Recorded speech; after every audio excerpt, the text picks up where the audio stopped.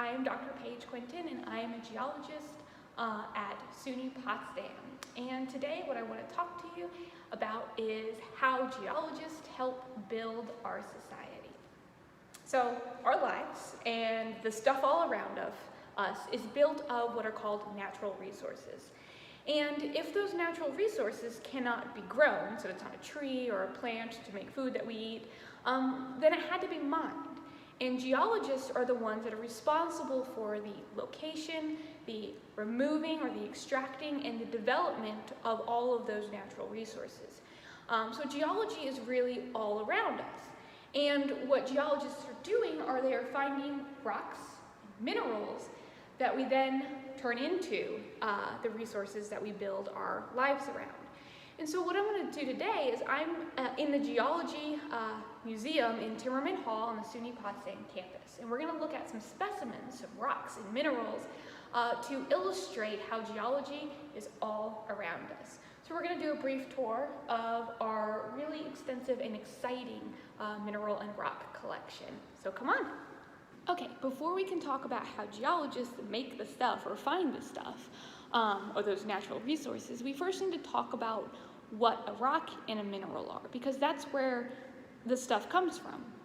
So minerals are an inorganic crystalline solid with a definite chemical composition, and that means that whenever that mineral occurs in nature, it has the same chemicals that make it up.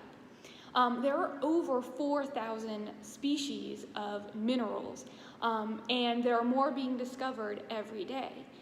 St. Lawrence County, the area that we live in, is one of the world-class locations for mineral collecting, and that's why at SUNY Potsdam we have such an extensive and remarkable mineral collection. And if you get a chance to come see the Geology Museum, you definitely should, because there's lots of cool stuff behind me.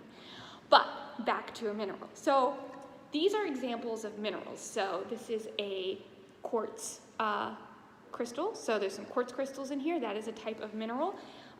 We have this guy, which is some biotite. So it's another type of mineral.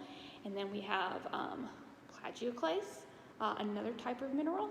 So these are different types of minerals, and there's lots of them all around. Those minerals then go in to making rocks. So the minerals are like the Lego pieces or the basic building blocks, and then you combine them together to build a rock.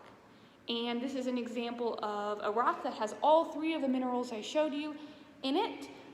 They're smaller in size. If you look close, you can see some of the pink in there, and some of the clear stuff. That is all quartz and our feldspars.